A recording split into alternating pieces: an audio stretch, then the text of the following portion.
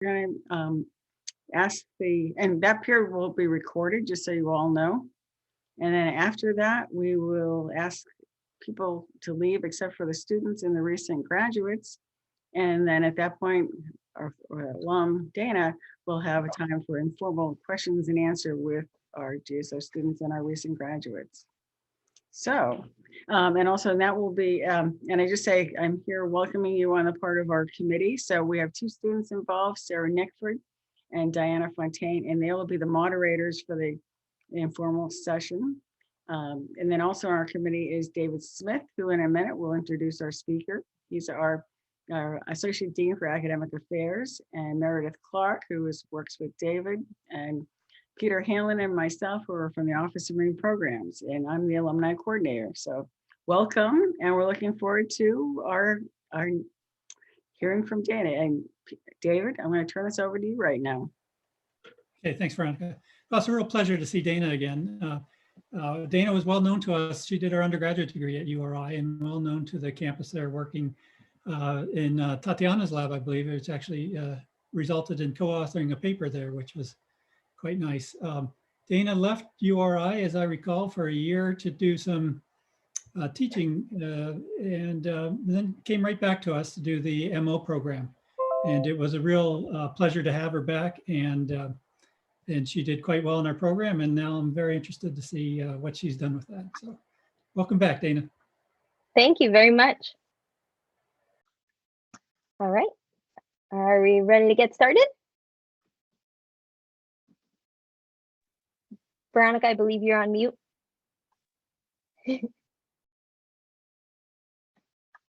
All right, so hi everybody. My name is Dayna Rignanese. As David said, I am a graduate of GSO. I am going to share my screen now. Please let me know if you can't see my presentation. But I graduated with a Masters of Oceanography in 2013 from GSO. I'm really excited to talk to you all today, and I appreciate that you are all interested in hearing me speak. I have a very interesting career path, at least I think so. So today I'll talk to you a little bit about how I became interested in informing the public about the ocean and the path I took to get to where I am now.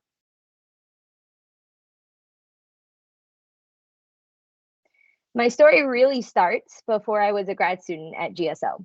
As an undergraduate at URI, I had the opportunity to be a lab assistant and a coastal fellow in Dr. Tatiana Reinierson's lab at GSO, helping one of her grad students with her research on diatoms.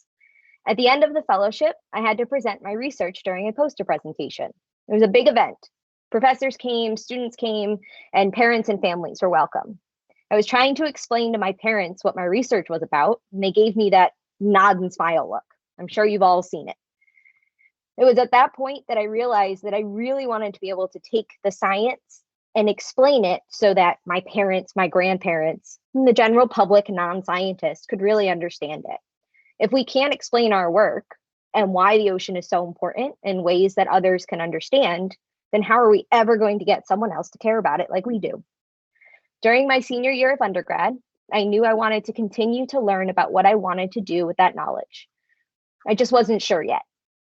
I just knew I wanted to be able to communicate with people in some way. I took a year off in between undergrad and graduate school and worked at a high school boarding school in North Carolina.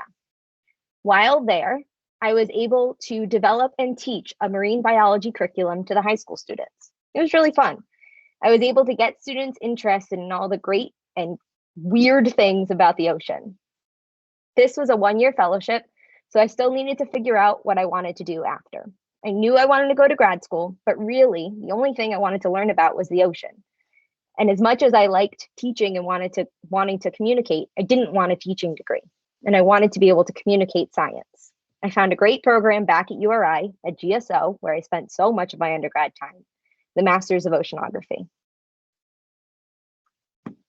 During my time at GSO, I was working for the Seacoast Science Center in Rye, New Hampshire. I started there as a summer camp counselor, where I developed lesson plans and activities to teach the campers about the ocean. I took them tide pooling, digging in the sand, taught them the importance of our ocean and why we all need to protect it. Our lessons were aimed to get the campers excited about the ocean, become interested in learning even more, and hopefully going home to their parents and telling them the ways that they can all help. I also worked as a naturalist, where I took school groups out tide pooling and provided information to visitors at the Science Center. In addition to the Seacoast Science Center, I worked as an outreach scientist with the Office of Marine Programs, teaching students about Rhode Island's marine ecosystems. I did both tide pool excursions with them and in-classroom learning. And it was really with these two organizations that I learned how to communicate the science in a way that inspired and really got people to understand and be excited about the ocean and the things that lived in it. After I graduated, I applied for positions in science centers and aquariums as an informal educator or a naturalist. I started at Blue Ocean Society for Marine Conservation in Portsmouth, New Hampshire, as a marine educator in their Discovery Center. The center was right on the beach, and we had many people visit, including people who needed a break from the hot sand. We had a little touch tank where people could see the animals that live among the rocks and in the surf.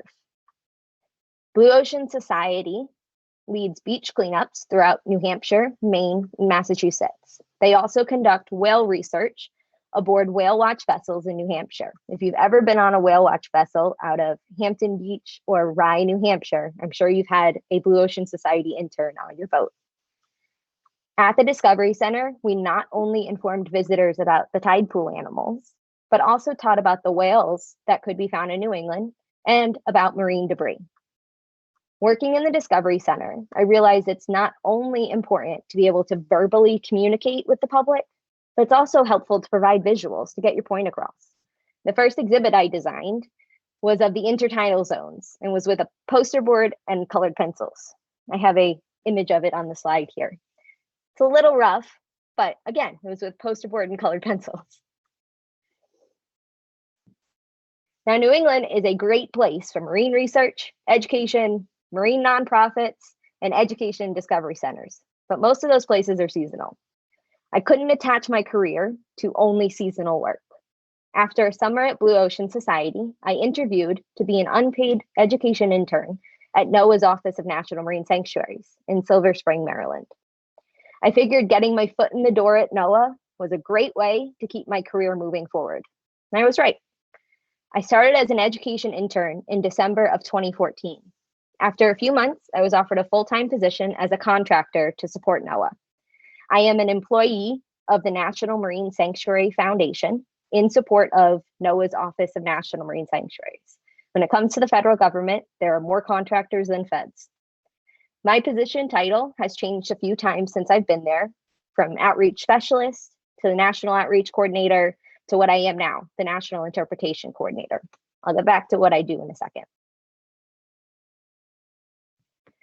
NOAA's Office of National Marine Sanctuaries manages a network of underwater parks encompassing more than 620,000 square miles of marine and Great Lakes waters.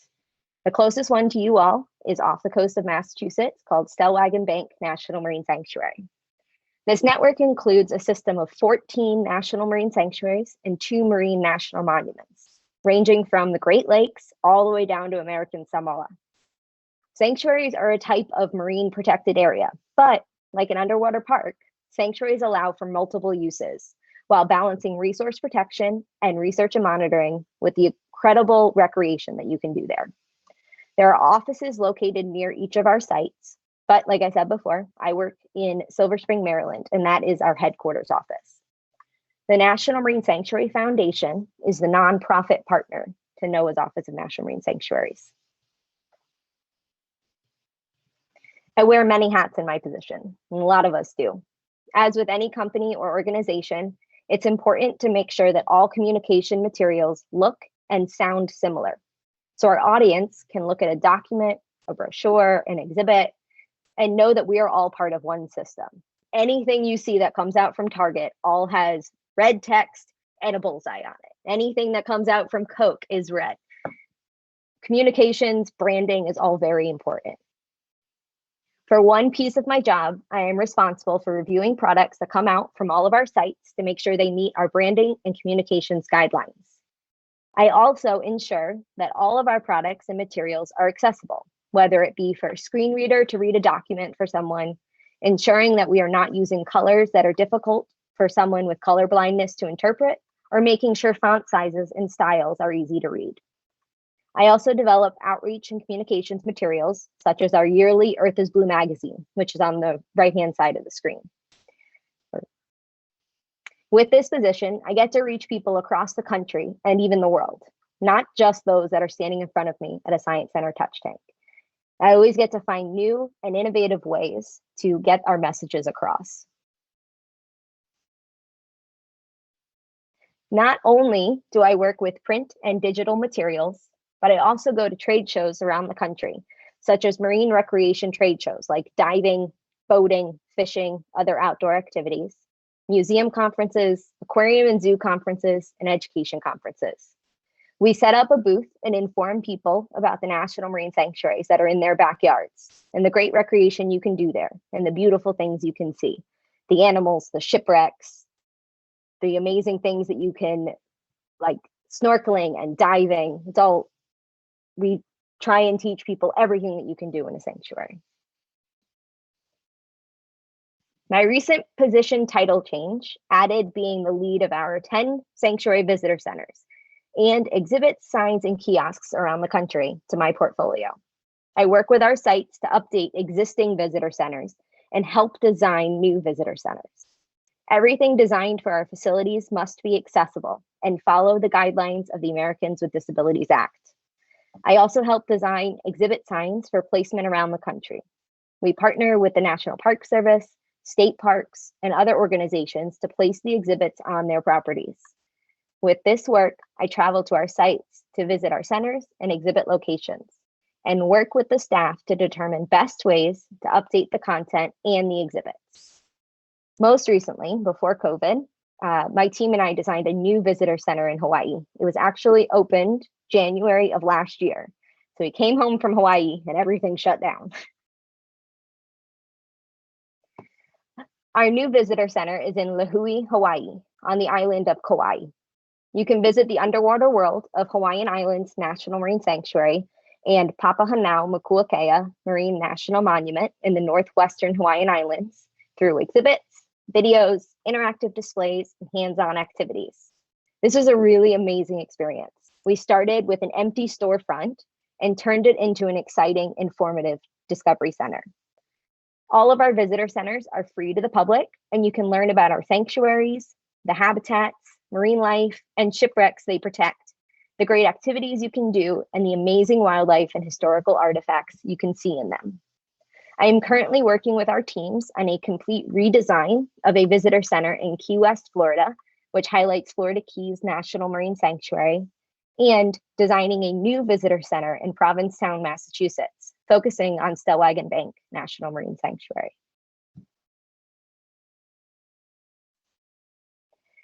My position takes me to numerous locations around the country, both to visit our sites and also to places to inform the public about national marine sanctuaries and marine national monuments. I constantly look for new ways to share our messages and teach the public why sanctuaries are a vital tool to protect the ocean for current and future generations. Can anybody see the coolest part about this picture?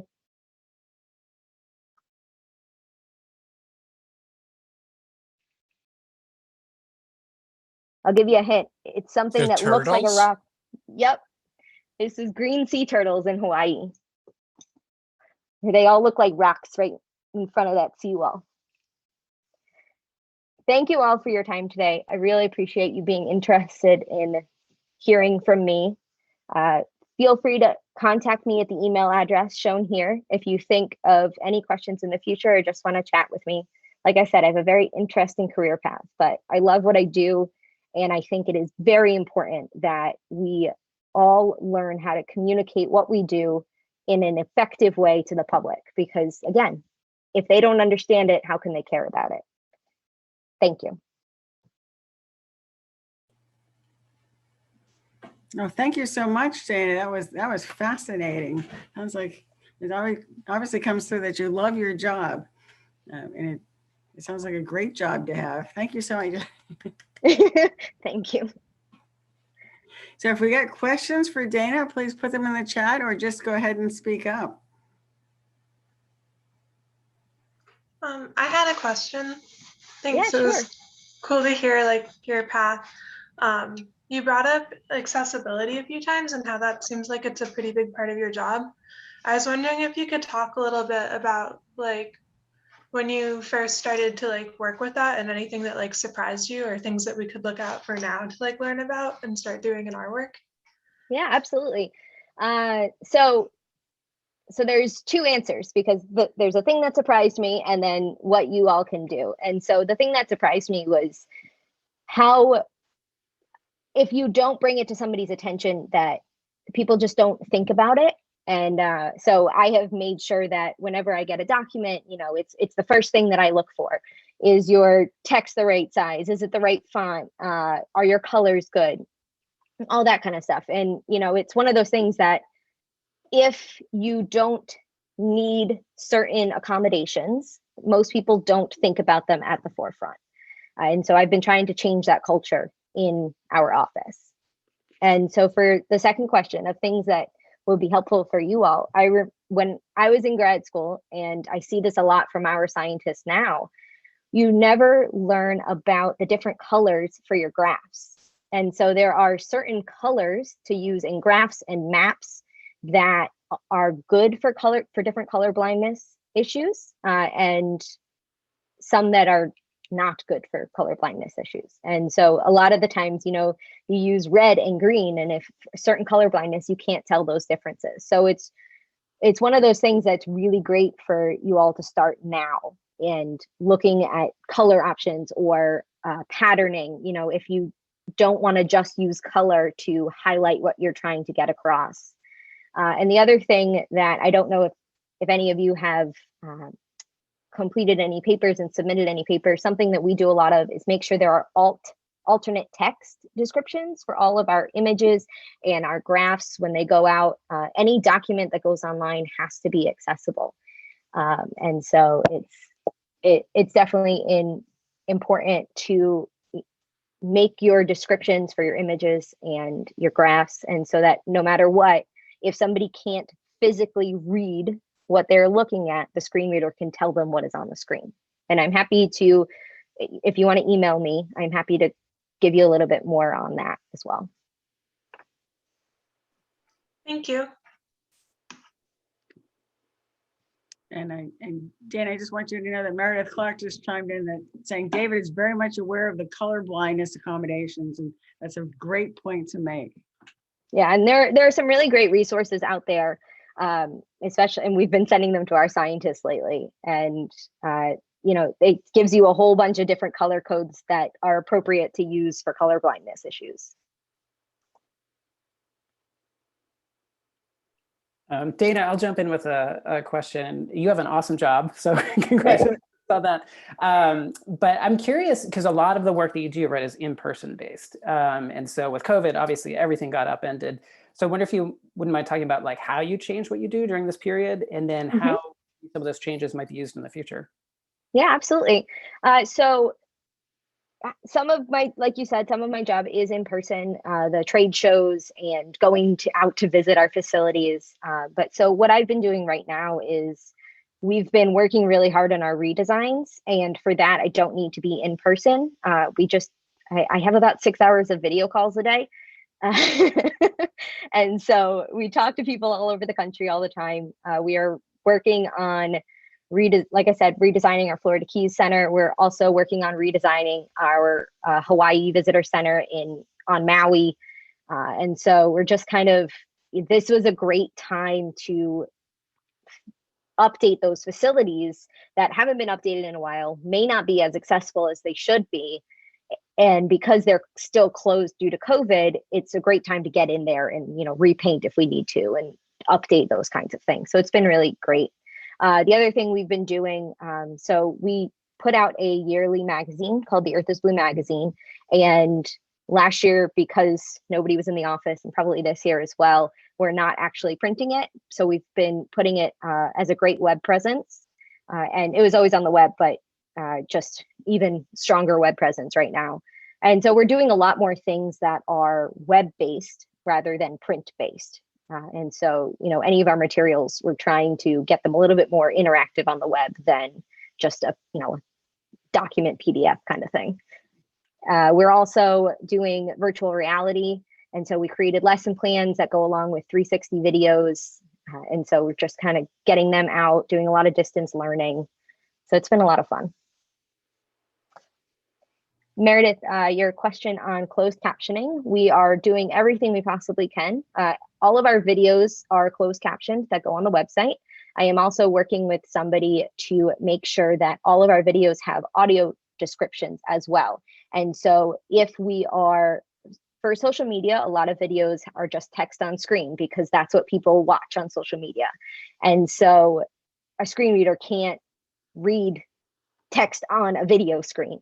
So we have these descriptions that go on the website along with the video so that the text that was on the video screen is there, as well as describers of whale breaching or shark swimming, things like that that kind of go along with the video.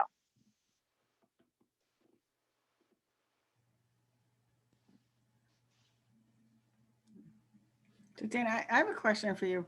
How do you deal with reaching out to different age populations? Like, you know, there's families, but also, you know, during normal times, I mean, there's a whole lot of retirees that go traveling, and I'm sure they're always going to marine sanctuaries. And yet, so how do you change your message, your pitch with different age groups?